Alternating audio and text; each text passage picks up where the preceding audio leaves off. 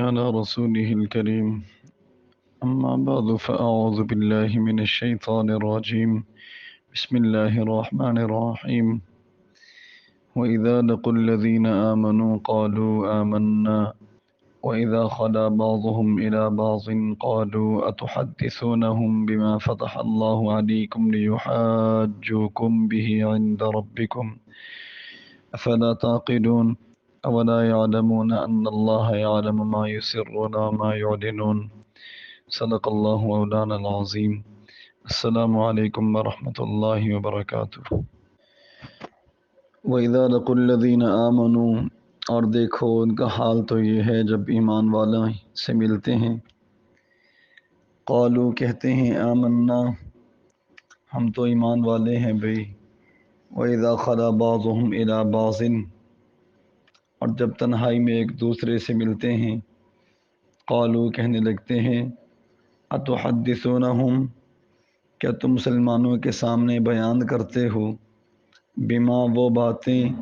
فتح اللہ علیکم جن کا علم اللہ نے تمہارے لیے کھولا ہے، یحاجوکم بھی، تو کیا مسلمانوں کے سامنے اس لیے باتیں بتاتے ہو تاکہ وہ تمہارے خلاف دلیل قائم کر لیں، عند ربکم تمہارے پروردگار کی عدالت میں، افلا تعقلون کہ اتنی سی بات بھی تمہیں سمجھ نہیں آتی، اولا یعلمون ان اللہ یعلم ما یسرون ما یعلنون، اولا یعلمون افسوس ہے کہ ان کو اتنی بات بھی نہیں پتہ، ان اللہ یعلم ما یسرون کہ اللہ کو ہر بات پتہ ہے، افسوس ہے لا یعلمون کہ انہیں اتنی سی بات بھی نہیں پتہ کہ ان اللہ یعلم کہ اللہ کو ہر بات پتہ ہے، ما یسرون جو وہ چھپا رہے ہیں، وما یعلنون اور جو وہ دکھا رہے ہیں۔ سامعین مکرم، کچھ روز کی خیر حاضری کے بعد آج پھر اس درس قرآن کے ذریعے آپ حضرات سے ملاقات کا شرف حاصل ہو رہا ہے۔ دعا ہے اللہ رب العزت ہم سب کو اس سلسلے سے جوڑے رکھیں اور قرآن مجید کے انوارات اور پیارے پیغمبر صلی اللہ علیہ وسلم کے انوارات سے ہماری اور ہماری قیامت تک کی نسلوں کو منور اور معطر فرمائیں، ہماری ارواح کو اجسام کو مجلہ اور مصفہ فرمائیں، آمین یا رب العالمین۔ سورۃ البقرہ کی آیت نمبر 75 میں اللہ رب العزت نے اہل ایمان کی اس خواہش کا ذکر فرما کر ان کی سادگی کو بیان فرمایا اور پھر ان کو اطلاع دی کہ اہل ایمان یہودیوں کی اس حد تک اخلاقی گراوٹ اور اعمال کے فساد کے باوجود تم طمع رکھے ہوئے ہو، امید رکھے ہوئے ہو کہ اب بھی وہ تمہاری بات مانیں گے، اب بھی تمہارے عقائد پر سر تسلیم خم کریں گے، اب بھی تمہارے اللہ اور رسول اللہ صلی اللہ علیہ وسلم کو اسی حیثیت میں مانیں گے جس حیثیت میں تم مانتے ہو۔ اگر تمہارا ایسا خیال ہے تو یہ خیال نہیں، یہ خام خیالی ہے۔ اس طمع سے باز آ جاؤ، اس امید سے باز آ جاؤ، کسی کا گھر آباد کرنے سے بہتر ہے اپنے ایمان کی کٹیا کو اور اپنے ایمان کی جھونپڑی کو بچاؤ بھی، بڑھاؤ بھی، اور اس کو ترقی دینا چاہو تو دیتے چلے جاؤ۔ یہ تو آج کے درس میں 2 آیات مبارکہ ہیں، یہ بھی در حقیقت اسی آیت مبارکہ کا تکملہ ہیں اور اسی آیت مبارکہ کا تتمہ ہیں، اسی مضمون کو ان 2 آیت مبارکہ میں مکمل کیا جا رہا ہے، لیکن اس کو ہم ایک اور انداز میں سمجھتے ہیں، اور وہ یوں کہ جب بھی اہل حق دعوت لے کر کسی اجنبی علاقے میں، کسی اجنبی معاشرے میں جاتے ہیں، جن کے کانوں نے حق بات کو سنا نہیں ہوتا یا سنا ہوتا ہے تو ایک طویل عرصہ گزر جاتا ہے جہاں سنا انسنا ہو جاتا ہے، تو ایسے موقع پر 3 طبقات سامنے آتے ہیں۔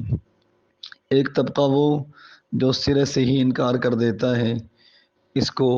کفار کہا جاتا ہے۔ ایک طبقہ وہ جو پیاسی زمین کی طرح منتظر ہوتا ہے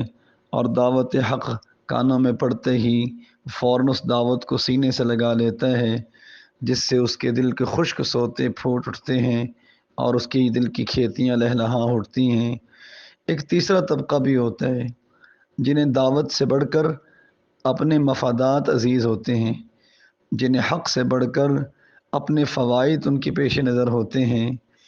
اب یہ بالکل متذبذب ہو جاتے ہیں، یہ بالکل درمیانی کیفیت میں ہو جاتے ہیں، انکار بھی نہیں کرتے کیونکہ حق دعوت ہے، اور اقرار بھی نہیں کرتے کیونکہ مفادات قربان ہوتے ہیں، کیونکہ حق کا مزاج تو یہی ہے، پہلے قربانی لیتا ہے پھر آسانی دیتا ہے۔ تو ایسے لوگ پھر ایک رویہ اختیار کرتے ہیں، اس کو دوغلا پن کہا جاتا ہے، اس کو دوہرا معیار کہا جاتا ہے، اس کو دو چہروں والا شخص کہا جاتا ہے، اس کو دو رخاپن کہا جاتا ہے، جس کو آسان لفظوں میں ہم یوں بھی کہہ سکتے ہیں کہ کعبہ کا حج بھی کرے، گنگا کا اشنان بھی، اور راضی رہے رحمان بھی، ناراض نہ ہو شیطان بھی۔ ایک طبقہ یہ بھی پیدا ہو جاتا ہے۔ ہمارے آج کے اس درس میں اسی طبقے کے چہرے کو دکھایا جا رہا ہے کہ جو حق کے مقابلے میں اپنی دوہری پالیسیوں کے اختیار کر کے دونوں طرف سے فوائد حاصل کرنا چاہتا ہے۔ مدینہ میں دعوت حق جب پہنچی تو مدینہ میں یہودیوں کا ایک طبقہ جو سرے سے انکار کرنے والا تھا وہ بھی تھا، عبداللہ ابن سلام رضی اللہ تعالیٰ عنہ جیسے لوگ سینے سے لگانے والے بھی تھے، اور ایک طبقہ ایسا بھی تھا جس نے دوہرا معیار اپنایا۔ جب یہ اہل ایمان سے ملتے تو تورات اور انجیل میں مذکور پیشن گوئیاں مسلمانوں سے کہہ سناتے تھے کہ رسول اللہ صلی اللہ علیہ وسلم کے بارے میں یہ لکھا ہے، قرآن کے بارے میں یہ لکھا ہے، صحابہ کرام کے بارے میں یہ لکھا ہے، آپ کے مذہب کے بارے میں یہ لکھا ہے، ہم نے سب کچھ پڑھا ہوا ہے، ہم مانتے ہیں، بس ہم کسی مناسب وقت کا انتظار کر رہے ہیں، ہم اظہار کے لیے بے چین ہیں، لیکن ہم جانتے ہیں کہ آپ لوگ حقیقت پر مبنی ہیں۔ ادھر سے یہ کہتے تھے، اور جب یہ کہہ کر اپنی مجلسوں میں شریک ہوتے تو مجلس کے جو علماء ہوتے تھے یہود کے، وہ ان کو ڈانٹتے اور ڈانٹ کر کہتے کہ یار کیا تم عجیب حرکت کر رہے ہو، کیا تم نے جو تورات اور انجیل میں مسلمانوں کی خبریں پڑھی ہیں اور جو خزانے اللہ نے تم پر مفتوح فرما دیے ہیں، تم مسلمانوں کے سامنے ان کو بیان کر کے خود اپنے ہی خلاف مسلمانوں کو دلیل قائم کرنے کا موقع فراہم کر رہے ہو؟ یہ تمہاری ناسمجھی ہے۔ کھویا اپنی سمجھداری میں واقعتاً ناسمجھی کا ثبوت دے رہے تھے، ان کو ناسمجھ کہہ رہے تھے، حالانکہ ناسمجھ تو خود ہیں جو انہیں حق بات سے روک رہے تھے۔ اللہ رب العزت نے اس قوم کا چہرہ ان آیات مبارکہ میں پیش فرمایا ہے، اور اس کا مقصد محض یہ ہے کہ صرف ایک کہانی سامنے نہ آ جائے، بلکہ ایسے لوگوں کا رویہ بھی مسلمانوں کے سامنے رہے، تاکہ جب بھی کہیں حق کی دعوت پہنچے اور اس دعوت کے مقابلے میں اس طرح کے لوگ بھی آئیں تو ایسے لوگوں سے قرآن نے بتایا کیسے نمٹنا ہے، کیسے برتاؤ رکھنا ہے، ان کو اپنا نہیں ماننا۔ ہاں، ہمارا قانون بھی تو دوہری شہریت کو پسند نہیں کرتا نا بھائی۔ قانون کہتا ہے کہ جو کہیں اور کا نیشنلٹی ہولڈر ہے وہ ہمارا پاکستان کا نیشنلٹی ہولڈر نہیں رہ سکتا، اس کو کوئی عہدہ نہیں مل سکتا، عہدہ اسی کو ملے گا جو پاکستان کا شہری ہوگا۔ دو نمبری ہوتی ہے، وہ الگ میں قانون کی بات عرض کر رہا ہوں۔ تو بھائی جب قانون، مقامی قانون، پاکستان کا ایک ملک کا قانون اس بات کا تقاضا کرتا ہے کہ اس ملک میں انہی کی حکمرانی ہوگی جو اس ملک کے وفادار ہوں گے، جن کے ہاتھ میں نیشنلٹی کسی اور ملک کی ہو، اور وہ اس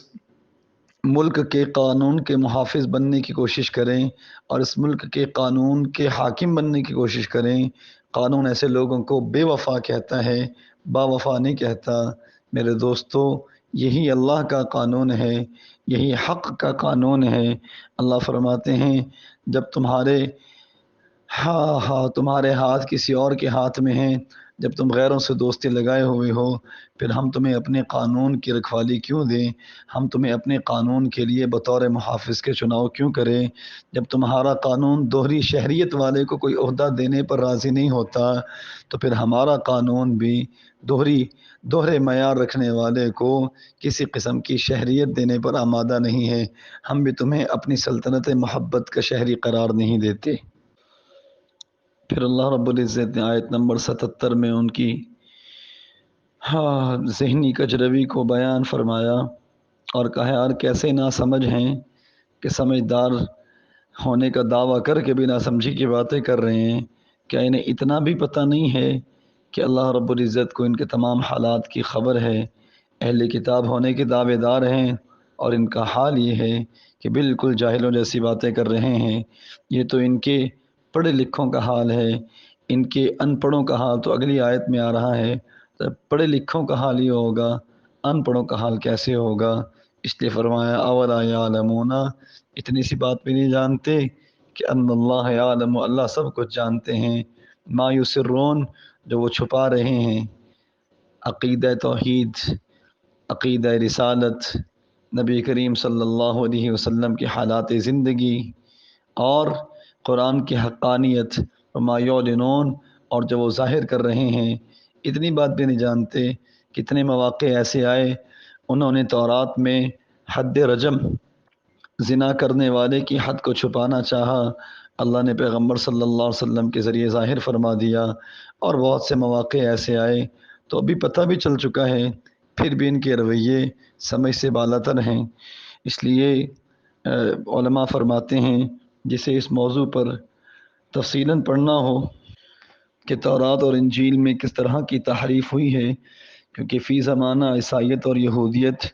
انکار کرتے ہیں کہ ہم نے تحریف نہیں کی۔ مولانا رحمۃ اللہ کیرانوی رحمۃ اللہ علیہ، ان کا ایک رسالہ ہے اعجاز عیسوی، اعجاز عیسوی کے نام سے، جو غالباً اردو زبان میں ہے، بہت بہترین ہے۔ اور اس کے علاوہ حضرت نے ایک بہترین کتاب لکھی ہے اظہار الحق، جو عربی زبان میں تھی لیکن عربی زبان میں بھی مل جاتی ہے، لیکن اس کے ساتھ ساتھ مفتی تقی عثمانی صاحب دمبرکاتم نے اس میں کچھ اضافہ فرما کر 3 جلدوں میں بائبل سے قرآن تک